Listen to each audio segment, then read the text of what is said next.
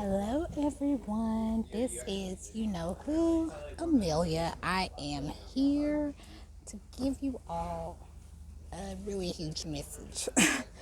And it just dawned on me today. I kind of got upset. I looked in the past again, and I should not have done that. But what I refuse to do is become a victim of every little thing. Okay, so just know this. I love and I admire Meghan Markle. I do. I love and I admire her. Not because she married the prince, but because of other things. However, it's been brought to my attention that the whole victim thing of she just became a victim now of talking about being objectified, especially when she was on Deal or No Deal. And what really, excuse the noise, yes, there are people still here. However, what really brought my attention is how she was saying she wanted to be looked at for having brains and not just beauty. Okay, sex sells, that's one thing, okay? Two, I feel like that's kind of impossible, to be very honest. But the reason why I'm bringing this up is because we cannot live in a victimized state day in and day out. It is just a waste of time. It's a waste of energy. It is toxic. It is so toxic to continue to live in the victim mind state. I hate it with a passion. I mean, I cannot tell you how long, whenever, someone went through what I went through, and I just constantly just talk about my ex. That's why I was mad at myself today, because I kind of brought myself back to reality. I'm like, you know what? I can't control what people do, but I can control what I do, okay? Because the boy's nowhere near me. Thank you, Lord. Two, I don't have to talk about him all the time. I mean, I don't have to talk about him, period, because he's now no longer in my life. Three, it makes it look bad on me like I'm a toxic person by creating this victim narrative, and I don't have to. That's the thing, I don't have to. If I'm gonna put all that time and energy into something, it's gonna have to be one of my books, which is on the bottom of the Bible. Okay, we as people, we're gonna go through things, okay, but it's up to us if we're gonna still be victimized or we're gonna be victorious and be more than conquerors. That's why I got the Bible here, because the Bible does says, it states about us becoming more than conquerors. Okay, we cannot keep living in the past. We cannot just nitpick every little small thing and think we become a victim of it. No, I mean, it just dawned on me, and I was like, you know what?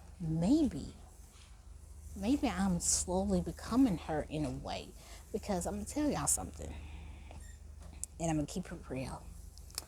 God blessed me with the greatest blessing I prayed for, like the greatest blessing that I've prayed for, and it was this year. I'm not gonna go into details. I need to focus on what's next and not what happened 20 years ago, okay? I need to focus on what's next and not what happened 20 years ago. Because if I keep focusing on what happened 20 years ago, what happened, I wouldn't say 20 years ago, 10 years ago, yeah. If I keep focusing on what happened 10 years ago, 10 years ago, I mean, 10 years ago, how can I enjoy the next 10 years of my life? I refuse to be a victim. I refuse to live in the past. I refuse to just think about the fool, okay? So that's, you know, I don't, she's not the only person that does this. Like I said, I love it and I admire her so much. But I hate the fact that it's like she's nitpicking small things that she's just now speaking about. I mean, it's one thing to be a supportive of women and to hear their stories and all that, but it's another thing to when you talk about your experience and you say the same thing over and over and you create this narrative like you're a victim and whatnot. I freaking hate it with a passion right now. I freaking hate it because in every interview, I'm gonna tell y'all something else too. Then again, I did say 20 years ago. It's gonna be 21 years ago too, because I got two greatest enemies, okay? Two great enemies that are still roaming this earth, and they're both being monitored by the monitoring spirit, okay? So I ain't gonna say those names because I refuse to make my enemies famous, and here is why.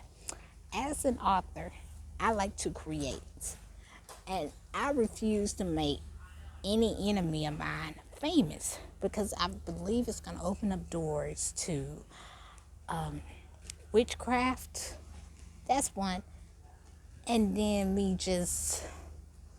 going to say witchcraft and then some type of obsession. Like, it's just dangerous and all that. If I'm going to kill off a character, it's going to be a bad guy created, not somebody, excuse me, y'all, not somebody that I know and then I just put him as a character and then I just kill him off. I don't do that. That is so not me. And that's why I don't make them famous, because I'm like this. They don't deserve fame, because if I do put them in there, it's just not, it's going to defeat the purpose of the book. It's going to defeat the purpose of the book. I don't have to write about them every time, okay? That's my thing. And if I'm going to create something, I want it to be created as something I've always wanted, not something that I should have to force myself to create and do. I don't like it. I don't like the idea of it. And that's why I refuse to put both of my worst enemies into my books, because I refuse to start doing witchcraft. Witchcraft is not just spells.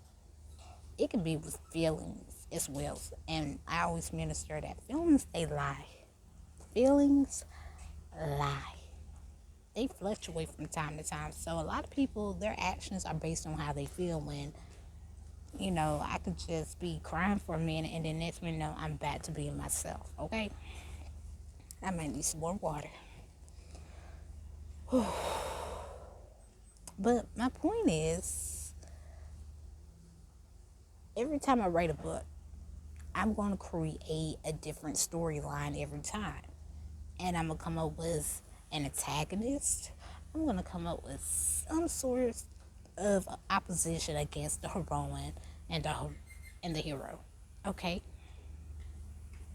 Plain, simple, the end. I'm not going to keep saying the same thing over and over. I'm not going to keep just bringing it up. Like, no. And I'm like this, if people have done you wrong, I know it's not easy to get over it, okay? It's going to take time, but on top of that, we don't have to put our time and energy in every little article, every little thing, and just say, okay, now, all I can say is just no, I don't have to talk about them, period. I hate that with a passion. Like, that's just me. I don't, every time I get on here, or, I'm talking to my sister in Christ, I always bring them up, but I'm like this, not today, not anymore. And it just really bothered me, to be honest. I shouldn't have to mention him, period, anymore. Because like I said, God gave me my greatest blessing last month, okay? He gave me my greatest blessing, and it was last month because I received two greatest blessings. But anyway, something else I was going to say. But at the end of the day, like I tell people, I don't have to be in the same room with him because I don't have time for the fake love. Because if you cannot starve with me when I was starving, you don't deserve to eat with me, okay? I don't know if you miss attention that I used to give you, because that attention belongs to the king that I'm with now, okay? It belongs to the king I'm with now. So I knew there was something else I meant to say. Back then, I used to compare me and this guy to Nikki Parker and the professor of the Parkers. And what dawned on me was the very last episode of the Parkers. Nikki was going to marry Johnny. She should just marry Johnny. That's my personal opinion. She's put all her time and energy into marrying, into, about to become Johnny's wife. It didn't dawn on me until later on. I'm on Facebook and I see a post that says, the professor really never loved Nikki Parker. He missed her attention. And it dawned on me. And I was like, this is why I refuse to be in the same room with this guy. He misses the attention. He does not love me. He does not care about me. However,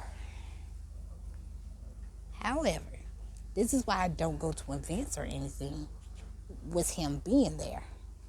Because it's going to be a front and all that. But like I said, I refuse to be a victim. Like this morning, I got mad because one of my followers is following him and supporting him. However, I can't get mad because he's supporting him, but I'm like this. None of that should be on my timeline. So what I did, I blocked that person. I'm not going to say who, but I decided to block him. And I'm going to go from there. And, a lot of people say I'm toxic because of that, but I don't need to. Here's the thing about that. If you're not for me, you shouldn't keep tabs on me. I'm not keeping tabs on you. So move on with your life because I moved on with mine. Plain, simply. You're really a manipulator and a narcissist. And it's sad the people that you're controlling and manipulating can't even see it. It's not fair.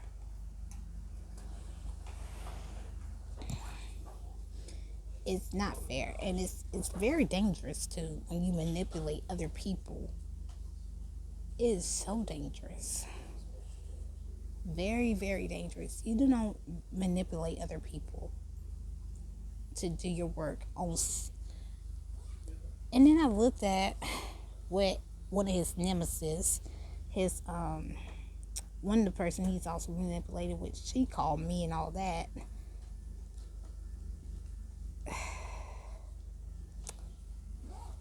No, I'm not about to cry, y'all.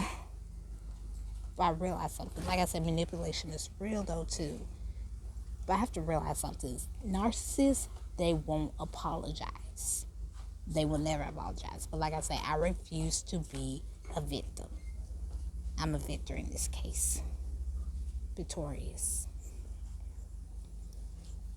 I should say I'm more than a conqueror. But my point is, if I'm so obsessed with somebody, I will have pictures of this person.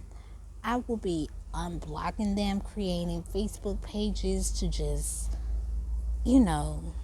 keep tabs on them. But I'm not keeping tabs of this person. And this is why I'm still having nightmares too, because I refuse to keep tabs on him. I refuse to keep tabs on this person. And it's not right. It's not right for me to keep going through these nightmares. But this is my spiritual warfare because I signed up to follow God and work for God. And no, I'm not blaming God because I know God is going to get me through these nightmares at the end of the day. But my point is, if I'm so obsessed with someone, I will have pictures. I will be doing everything. What an obsessed person would do. But no, if I don't want you in my life, I don't. Because what's also making a statement is my absence. So I refuse to do anything with the class of 2013 too. I'm not going to my reunion. Nope. And I'm going to stick it like that. I'm doing well, y'all. Yeah, I'm doing well. But overall, I'm just going to say what I'm going to say. Oh, I know people might not like me for saying this, but I have to. If you are being manipulated by both these fellas, you might want to get out of it now. because it's only going to ruin you. It's only going to ruin you. And I mean, it's going to ruin you. Okay? It's going to ruin you. You have a life of your own. You have something other than keeping tabs on someone that's not even standing you to do. Like, do me a favor. Find a hobby. Seek God. Get your life right, because the Lord is coming back. He's coming back. So you have other things to worry about instead of worrying about another person. So, yes, this is my video that I made. And my statement is going to stand. I done made so many videos throughout the week, y'all. I was trying to make another video. Let's try to make some more videos. But, no. This one just came to me because I'm like, yeah, this just bothered me as much as I love Meghan Markle, but no, I refuse to be a victim and pull the victim card. But like I said, my piece is so much expensive at the moment, so it's gonna cost you to wreck it. It's gonna cost you to wreck it. But yeah, that's my TED Talk. I would say definitely my TED Talk, because at the end of the day, it is what it is. It is what it is. So, may God continue to keep you all. May He bless you all. Be blessed.